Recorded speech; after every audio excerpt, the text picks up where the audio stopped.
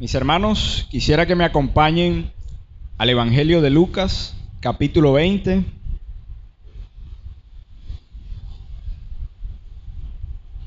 Allí estará nuestro texto base para el día de hoy. Lucas, capítulo 20, versículos 27 al 40.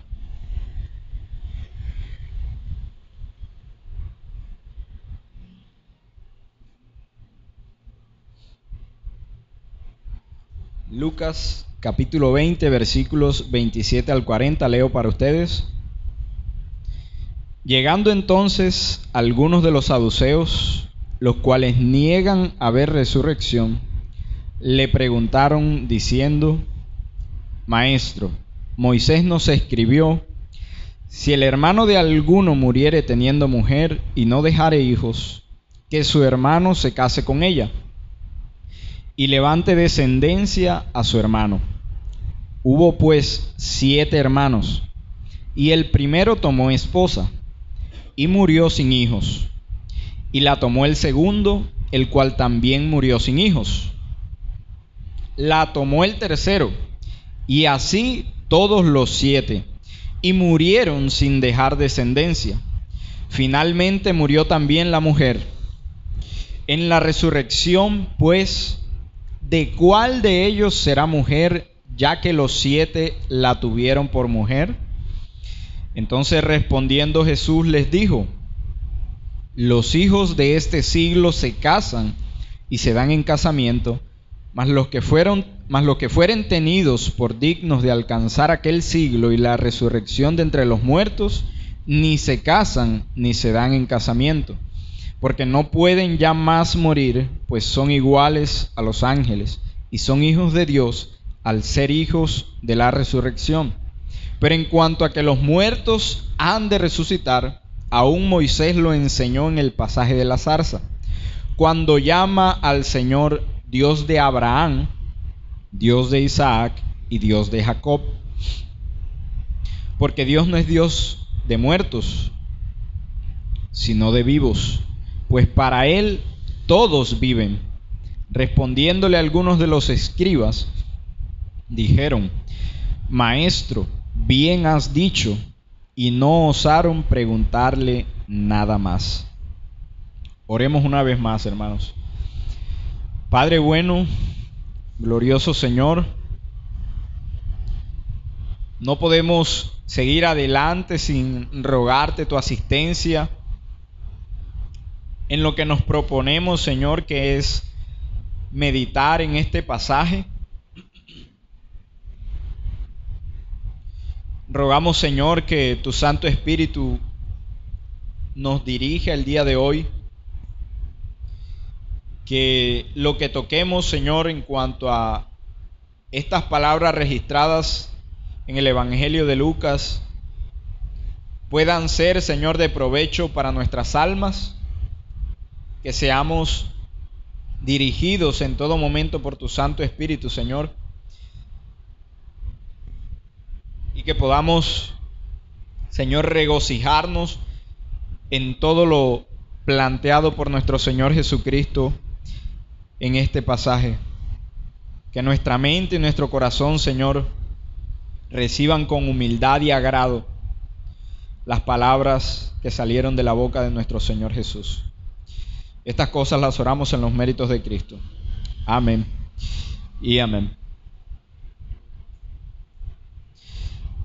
Mis hermanos, de todas las cosas que hay en nuestra mente, de todo lo que conocemos acerca del Señor, de todas las verdades que afirmamos y que buscamos abrazar con todo nuestro corazón, ¿cuáles son aquellas verdades en las que encontramos ánimo cada día? ¿Qué verdad de la Escritura te alienta a seguir caminando con tu mirada puesta en el Señor? Te pregunto, mi amado hermano, ¿es la resurrección una de esas verdades? Y creo que es necesario que frecuentemente traigamos a nuestra meditación esta maravillosa verdad, por lo que es precisamente de la resurrección de esto que nos habla el pasaje de hoy. El Señor Jesucristo fue de muchas maneras probado, tentado por los judíos. Muchos intentaron hacerle enredar con sus propias palabras para prenderle y acusarle. Los fariseos, los principales sacerdotes, los saduceos, todos estos estuvieron tras el Señor aguardando el momento de su descuido para caer sobre él. Fue tanta la sevicia de sus acusadores que, no hallando nada digno de qué acusarle, acudieron a la mentira para culparlo, para condenarlo y llevarlo al madero. Y en una ocasión, mis hermanos, en la ocasión que nos ocupa en el pasaje, uno de estos grupos, los saduceos, quisieron burlarse del Señor. Ellos, con una pregunta de la resurrección, quisieron desacreditar a Cristo delante del pueblo judío. Pero como veremos, el Señor responde de manera maravillosa y ha sido registrado en el Evangelio o en los Evangelios para su gloria y para nuestro provecho.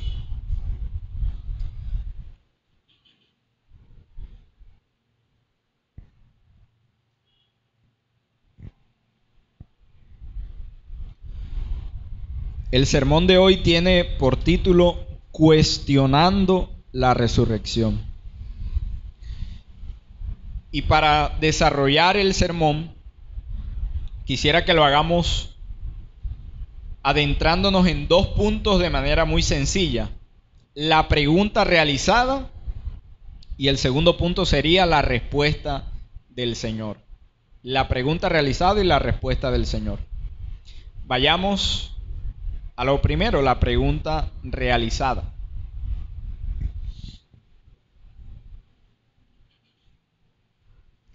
Y es de vital importancia que entendamos quiénes son los que realizan esta pregunta. ¿Quiénes son los saduceos? Mis hermanos, los saduceos eran una secta religiosa dentro de los judíos. Ellos eran un grupo religioso de la época de Cristo, pero no eran un grupo religioso cualquiera, sino que estos eran los adinerados. Los saduceos eran los de estrato 6 entre los judíos. Eran los aristócratas en tiempos de Cristo. Los saduceos eran un grupo con riqueza, sí, pero con un mayor interés político por encima de lo religioso. Y en cuanto a lo que ellos creían, los saduceos negaban cualquier tipo de resurrección de los muertos. Y en esto estaban en oposición a los fariseos, quienes sí creían en la resurrección. Los saduceos incluso negaban la existencia de ángeles y demonios. Ellos no creían que hubiera vida después de la muerte. Para ellos, este mundo presente y esta vida es todo lo que hay. Ellos vivían para el aquí y el ahora. Podemos afirmar entonces que los saduceos eran personas materialistas en su modo de vivir, en su modo de pensar. Ellos no tenían problema alguno en congraciarse con los romanos si eso representaba un beneficio para ellos. Y debemos también decir algo muy importante en cuanto a lo que ellos creían, y era que solo aceptaban el Pentateuco como autoridad, como la palabra de Dios. Es decir, ellos solamente aceptaban Génesis, Éxodo, Levítico, Números y Deuteronomio. Esa era la palabra de Dios para ellos. Era su especialidad. Para ellos no tenía importancia nada más que no fueran los primeros 5 libros de la Escritura. Y este pasaje tiene que ver con lo que ellos creían, pero también con su posición dentro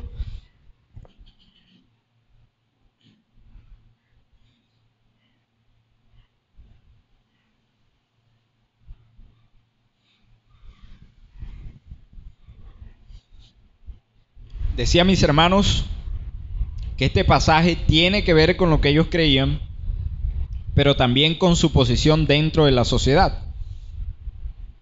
Y esta pregunta que ellos hacen al Señor es un intento de burlarse de Él. Ellos buscaban dejarle en ridículo. Ellos no podían permitir de ninguna manera que la fama del Señor creciera de tal forma que causara problemas o inestabilidad social que redundara en afectaciones a su nivel de vida o inestabilidad de alguna forma en la vida que ellos llevaban. Así que también, si usted se da cuenta, en los pasajes anteriores, los fariseos también intentaron con algunas preguntas engañosas enredar al Señor, y aquí vemos también a los saduceos que se suman y se aventuran a probar al Señor, ya que era Él un obstáculo para que todo siguiera como iba, para que ellos siguieran disfrutando de todos los beneficios que disfrutaban. Así que su intención se resume en lo siguiente: dejémosle en ridículo delante del pueblo y ya no le creerán. Eso será suficiente. En eso podemos resumir la intención de los saduceos. Eso eran ellos y esa era su intención. No era una duda sincera, sino un intento de burla y descrédito. Y en cuanto a la pregunta misma, ¿qué podemos decir? Y lo primero que debemos hacer para entender la pregunta es conocer el contexto y la ocasión de esta pregunta. En la ley mosaica se nos habla de esto. Específicamente en el capítulo 25 de Deuteronomio, en los versículos 5 y 6, allí se explica lo que los judíos conocían como la ley del levirato.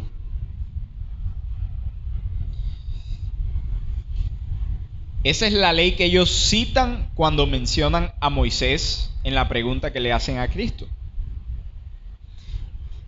Dicen de Deuteronomio: cuando hermanos habitaren juntos y muriere alguno de ellos y no tuviere hijo, la mujer del muerto no se casará fuera con hombre extraño.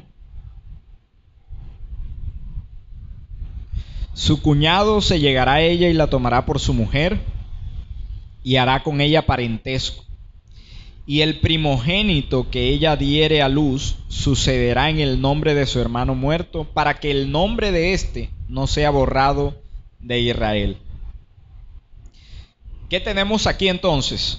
La ley establecía que si una mujer enviudaba y no tenía hijos de su marido fallecido, el hermano del fallecido la debía tomar por mujer y tener hijos con ella para preservar la descendencia de su hermano. Esto no era un invento de los saduceos, la ley así lo establecía. Así que hasta ahí no hay problema. Esto es lo que ellos citan, ellos conocían la ley y de eso se valen entonces para intentar burlarse del Señor. De ahí que ellos puedan realizar la pregunta. Pero ellos no creen en la resurrección y plantean el caso citado. Y si miramos bien el pensamiento detrás de este cuestionamiento, es que es ridículo pensar en una resurrección entre estos hombres y esa mujer. ¿Quién se quedaría con ella? ¿Acaso la compartirían?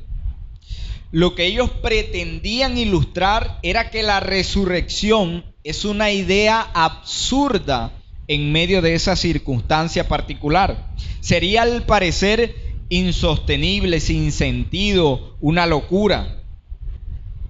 Si lleváramos las implicaciones de la resurrección a este caso particular, eso sería un absurdo. ¿Será acaso ella mujer de los 7? De ninguna manera podrían ellos aceptar que podría ser mujer de los 7, y mucho menos sería esta la respuesta de Cristo. Así que daban por sentado ellos que con esta pregunta habían atrapado a Cristo en un error. Ellos pensaron que se habían sacado su mejor acertijo para dejar en ridículo al Señor. Y si miramos algo más de esta pregunta, ¿qué probabilidad hay de que una mujer pase por 7 hermanos y que todos mueran menos ella? Es muy poco probable que pueda una mujer enterrar a 7 maridos y ella siga con vida. Es un caso remotamente posible, por no decir que es imposible. Así que lo planteado por ellos no puede tener otro nombre sino absurdo. Pero mis hermanos, debemos dar gracias al Señor porque la Escritura es muy clara, la respuesta del Señor es diciente. Y en el pasaje paralelo de Mateo 22, donde también se encuentra esta pregunta, podemos leer cuál es el verdadero fundamento de esta pregunta. Y así daremos paso a nuestro segundo punto, a la respuesta del Señor. Mateo capítulo 22, versículo 29. Entonces, respondiendo Jesús, les dijo: erráis, ignorando las Escrituras y el poder de Dios. Erráis ignorando las Escrituras y el poder de Dios. Mis hermanos, la respuesta del Señor quisiera que la veamos en dos partes. Primero, Él responde al caso planteado, y segundo, Él afirma la resurrección. ¿Cómo responde Cristo al caso planteado? Esa pregunta que hacen los saduceos con intención de burla, en realidad proviene ¿de qué? Cristo lo dice en el versículo 29 de Mateo 22. Erráis ignorando las Escrituras y el poder de Dios.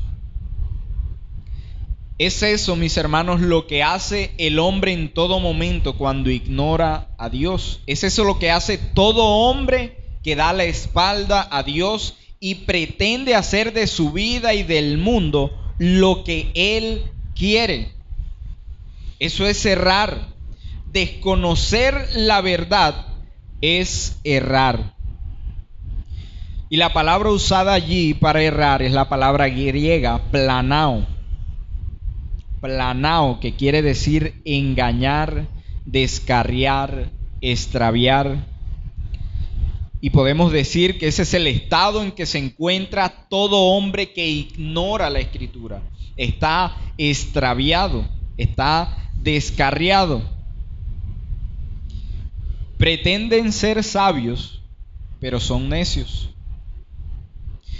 Bien dice el dicho popular que la ignorancia es atrevida, pues al que es ignorante le hace hablar de lo que no sabe ni entiende.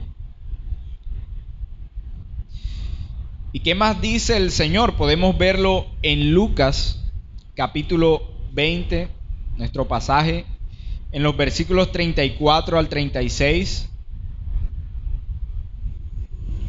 Los hijos de este siglo se casan y se dan en casamiento, mas los que fueren tenidos por dignos de alcanzar aquel siglo y la resurrección de entre los muertos, ni se casan ni se dan en casamiento, porque no pueden ya más morir, pues son iguales a los ángeles y son hijos de Dios al ser hijos de la resurrección.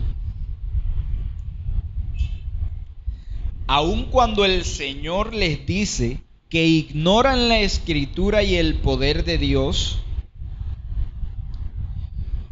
Cristo no responde en primer lugar de manera directa acerca de la veracidad de la resurrección, sino que Él la da por sentado y más bien corrige la imprecisión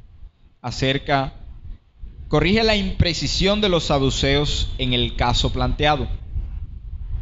Ellos en su pregunta asumen la resurrección aun cuando no creían en ella, y Cristo en esta parte de la respuesta también la asume y se enfoca específicamente en el caso planteado por los saduceos. Y es claro el Señor en su respuesta: en la resurrección no habrá unión matrimonial. Él dice que los creyentes resucitados serán como ángeles con cuerpos glorificados, de manera que la existencia y forma presente de los santos no será la misma que en la eternidad, que en la resurrección. No será la misma. Los saduceos estaban en un error, asumiendo que la vida por venir es una continuación de la vida presente en todo sentido. Si nos casamos en esta vida, entonces en la venidera también estaremos unidos en matrimonio.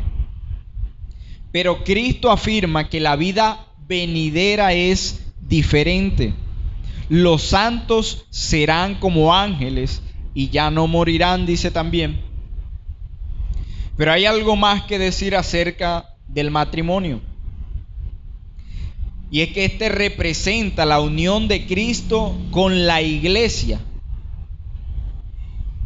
Y debe reflejar el matrimonio esa relación de Cristo con la iglesia.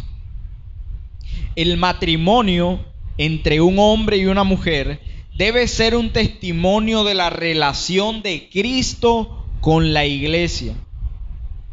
Mi hermano, pero en la eternidad, la iglesia gozará plenamente de esa relación. La iglesia estará con su esposo para siempre. Así que no habrá necesidad de una sombra que anuncie lo porvenir, porque esa unión se tendrá en plenitud. Esa unión se dará a plenitud. Cristo junto a su iglesia, junto a su amada. La respuesta de Cristo entonces es: ustedes se equivocan. En la resurrección no habrá unión matrimonial.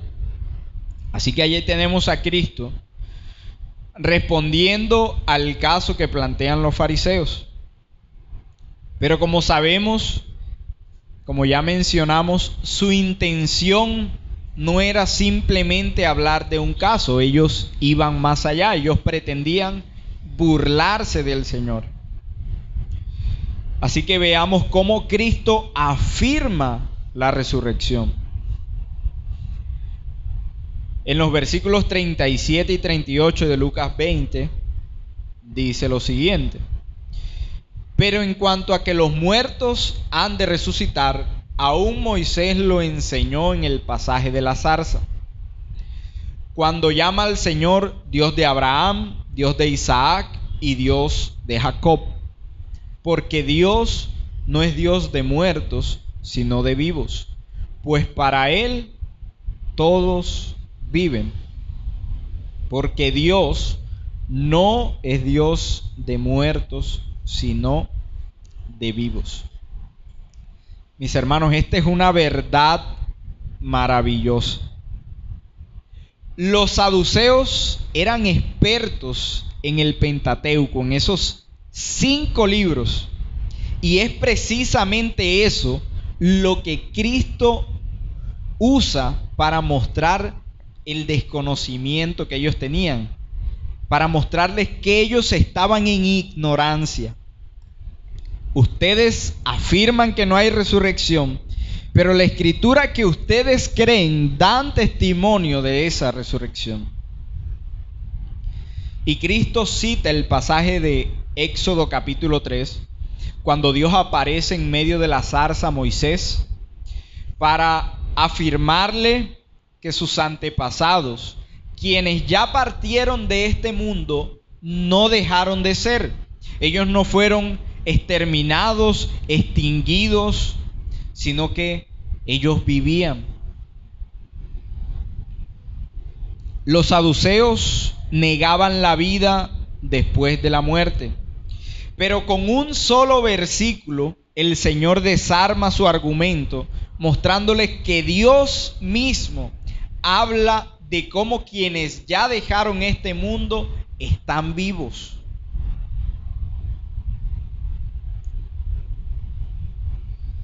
Dios no dice: yo fui el Dios de Abraham, Isaac y Jacob. Si ellos estaban en realidad muertos, si lo que afirmaban los saduceos es cierto, que no hay vida después de la muerte, y ya estos hombres no existían, lo correcto sería decir: yo fui el Dios de ellos, yo fui el Dios de Abraham, yo fui el Dios de Isaac, yo fui el Dios de Jacob. Pero Dios no dice yo fui, Él dice yo soy el Dios de ellos, porque ellos viven. Y mi hermano, si usted puede pensar de verdad en eso, qué maravilloso, qué gloriosa verdad. Porque la resurrección es una doctrina fundamental de la fe cristiana. Si Cristo, mis hermanos, no resucitó, vana es nuestra fe, dice Pablo en 1 Corintios 15. Y dice también en el versículo 29 del mismo capítulo 15: si en esta vida solamente esperamos en Cristo, somos los más dignos de conmiseración de todos los hombres.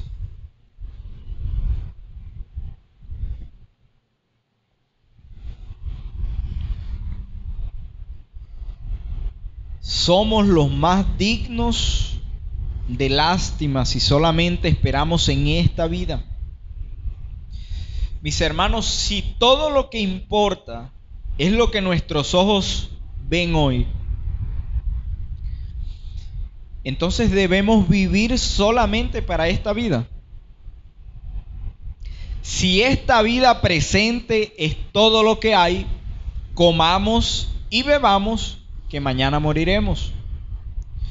No hay razón para guardarnos para lo porvenir si no hay resurrección. No hay razón alguna, no tendría sentido alguno. Pero es la resurrección, mi hermano, cardinal para nuestra fe.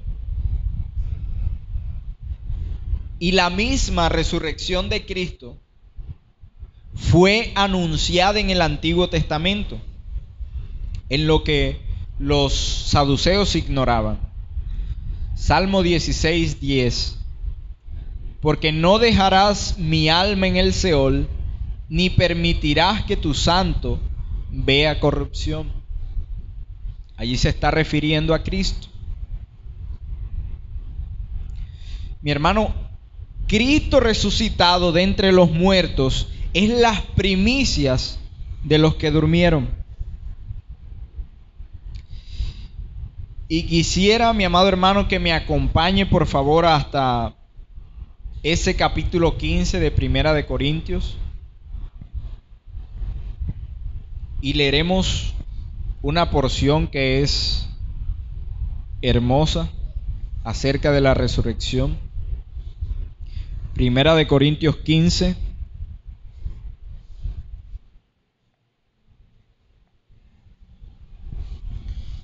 Desde el versículo 12 dice: Pero si se predica de Cristo que resucitó de los muertos, ¿cómo dicen algunos entre vosotros que no hay resurrección de muertos? Porque si no hay resurrección de muertos, tampoco Cristo resucitó. Y si Cristo no resucitó, vana es entonces nuestra predicación, vana es también vuestra fe. Y somos hallados falsos testigos de Dios, porque hemos testificado de Dios que Él resucitó a Cristo, al cual no resucitó, si en verdad los muertos no resucitan. Porque si los muertos no resucitan, tampoco Cristo resucitó. Y si Cristo no resucitó, vuestra fe es vana. Aún estáis en vuestros pecados. Entonces también los que durmieron en Cristo perecieron. Si en esta vida solamente esperamos en Cristo, somos los más dignos de conmiseración de todos los hombres. Mas ahora Cristo ha resucitado de los muertos, primicias de los que durmieron es hecho. Porque por cuanto la muerte entró por un hombre, también por un hombre la resurrección de los muertos. Porque así como en Adán todos mueren, también en Cristo todos serán vivificados. Pero cada uno en su debido orden. Cristo las primicias, luego los que son de Cristo en su venida. Qué texto tan maravilloso, mi hermano. Así como Él resucitó, los santos, su iglesia, tú y yo, mi amado hermano, seremos también resucitados. Y volvamos al principio. ¿Cómo debe afectar tu vida la realidad de la resurrección? ¿Qué debes hacer tú, mi hermano, frente a esto? La realidad de la resurrección nos debe librar de ver este mundo como si fuera todo lo que hay, como si fuera todo lo que nos importa. Debe librarnos esta verdad de querer vivir como si las cosas del aquí, del ahora, fueran eternas. La verdad de la resurrección debe librarnos, mis hermanos, del afán de querer poseer todo el tiempo, de querer acumular. La resurrección, mis hermanos, debe llenarnos de esperanza y aliento para no desmayar en la adoración a nuestro Dios. Así que, mi hermano, pregúntate, habla a tu alma, ¿cómo has vivido hasta el día de hoy? ¿Qué pueden decir tus decisiones? ¿Qué muestran tus relaciones? ¿Qué es lo que los tuyos ven en ti? ¿Qué es lo que enseñas a tus hijos? Mis hermanos, debemos esforzarnos en que no vean nuestros pequeños, que no vean en nosotros tanto afán que piensen que este mundo es de verdad todo lo que hay. Porque con su boca afirmarán ellos a Dios, dirán creer en Dios, afirmarán las doctrinas, pero vivirán como si este mundo y esta vida fuese todo para ellos, como si no hubiera nada más que lo que comen, que lo que visten, que lo que pueden disfrutar, que lo que pueden palpar con sus manos. Pero, mi hermano, tú y yo debemos estar completamente seguros que si esperamos en el Señor, que si hemos abrazado la obra de Cristo, que si nuestro corazón se ha aferrado a la verdad de que su sacrificio nos ha limpiado del pecado, entonces para nosotros hay esperanza, porque hay vida eterna. Para nosotros hay esperanza porque nuestra vida no termina en la muerte de este cuerpo terrenal. Así que medita en esta verdad, mi amado hermano. Haya ánimo al meditar en la resurrección. Que no seas preso del afán de lo pasajero, mi hermano. Y que tu corazón en verdad se regocije al pensar en la vida venidera, al pensar en la morada celestial que el Señor ha preparado para los suyos. Oremos. Padre celestial, glorioso Señor, cuán gloriosa es esta verdad, oh Dios. Cuán maravilloso es poder, Señor, meditar en la resurrección. Cuán hermoso es estar seguro, Señor, de que nuestra vida no termina en la tumba, no termina cuando nuestro corazón deja de latir, sino que la muerte fue vencida y no tiene poder sobre nosotros. ¿Dónde está, oh muerte, tu aguijón? ¿Dónde, oh sepulcro, tu victoria? Oh Señor, gracias porque nos has hecho más que vencedores sobre el pecado, sobre la muerte.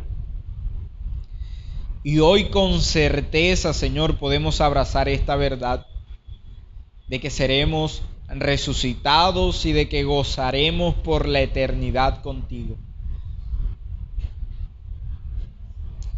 De que no seremos, Señor, dejados solos, de que no seremos defraudados, sino que tú eres poderoso, Señor, para hacer todo cuanto has dicho. Gracias, Señor, por guiarnos, gracias por enseñarnos, gracias por salvarnos y guardarnos, Señor, para ti. En Cristo Jesús. Amén y amén.